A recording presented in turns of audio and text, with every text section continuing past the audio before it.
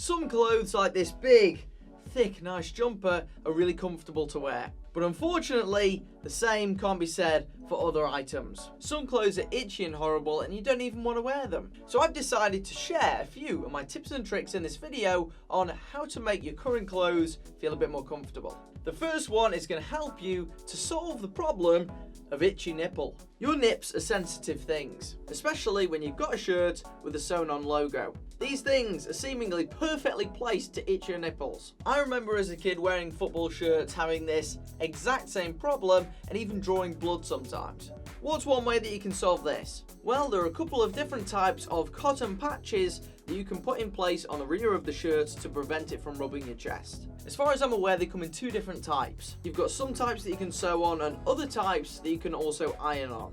I know that my mum used the sew-on version in the past and she found some quite good success. I don't know if the iron-on versions work as well, but they might be an option if you don't want to feel any threads at all. Moving on now to the second way that you can make your clothes more comfortable. And actually, this is a bit of a multi-function one, because this will even help the problem from point number one, and that is the magic of undershirts. Now, you may have heard of undershirts and seen undershirts, but do you own one? I love the undershirts from today's video sponsor, Ribbed Tea, because they solve lots of different comfort problems in one go. First things first, because you've got the extra layer, it stops the logos from rubbing against your nipples. You don't have to worry about trying to apply a cotton pad to anything. But also, it solves another problem, the sweating issue. You know, when you're out and about and you start feeling a bit damp under the arms, the material used in the Ribbed Tea undershirts provides 50% more absorption than standard cotton, which ensures that you don't get the uncomfortable sliminess beneath your clothes. And this premium fabric also has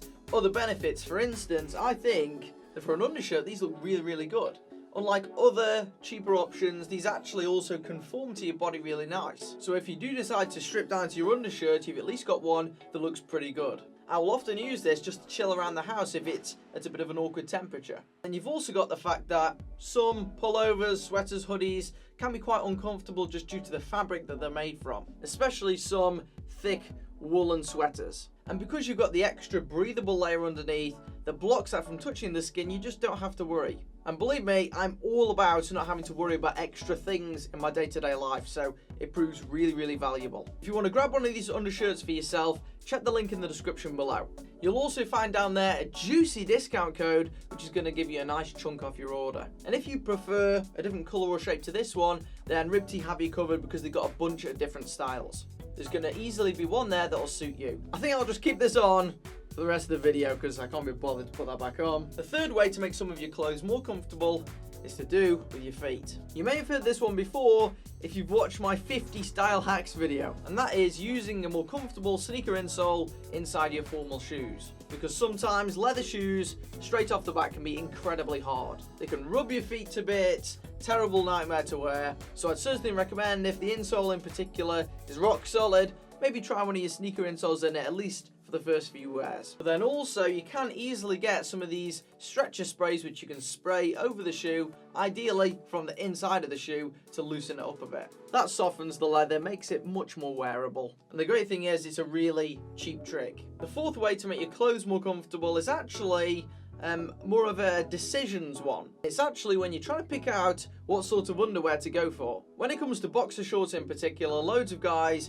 wear the standard baggy boxer briefs. Essentially, the ones that look like you're wearing swimming trunks. Now, lots of guys have the impression that these are more comfortable, more breathable to wear, because it means that their manhood can slosh around wherever. And this may be true when you're not wearing trousers, but I find when you're wearing trousers on top of these, they're just more uncomfortable. Because they've got so much excess material, it just ends up folding beneath your trousers. Crotch has no support at all.